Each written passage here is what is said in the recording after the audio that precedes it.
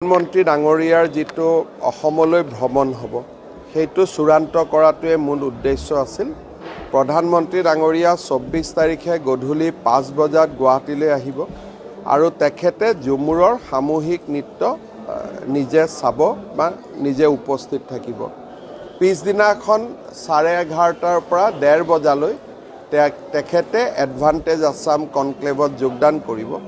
গতিকে প্ৰধানমন্ত্ৰী ডাঙৰীয়াৰ লগতে আৰু যিকেইজন মন্ত্ৰী আমি মাতিছোঁ তেওঁলোকৰো যাতে দিন বা সময়খিনি নিশ্চিত কৰিব পাৰোঁ, সেইকাৰণে মই যোৱাকালি আছিলোঁ আৰু গুৱাহাটীত থকা দিল্লীত থকা অৱস্থাতে আমাৰ কেইবাটাও ইম্পৰ্টেণ্ট প্ৰজেক্টছ নীতিন গাডকাৰী ডাঙৰীয়াৰ লগত কাজিৰঙাৰ এলিভেটেড কৰিডৰ, মাজুলী যোৰহাটৰ ব্ৰিজৰ যিমান সোনকালে পাৰে নতুনকৈ নিবিদা মুকলি কৰা, যোৰহাট ডিব্ৰুগড় পথছোৱাৰ আৰু এবাৰ আমি ৰিভিউ কৰিলোঁ।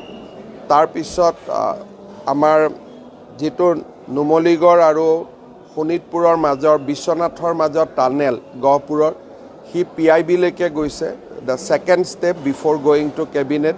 গতিকে PIBত যিসকল বিষয়া বহিব তেওঁলোকৰ লগতো কথা বতৰা পাতিলোঁ।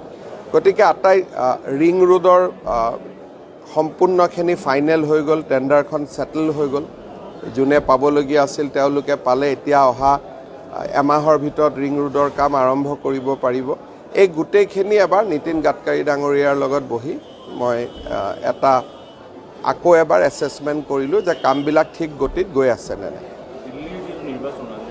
নিৰ্বাচনটো হ'ব, বিজেপি জিকিব আৰু বৰ বেছি পলিটিকেল মই কেম্পেইন কৰিলোঁ 2 দিন, কিন্তু মেইনলি অসমৰ কাৰণে মই সময় দি আছোঁ এতিয়া।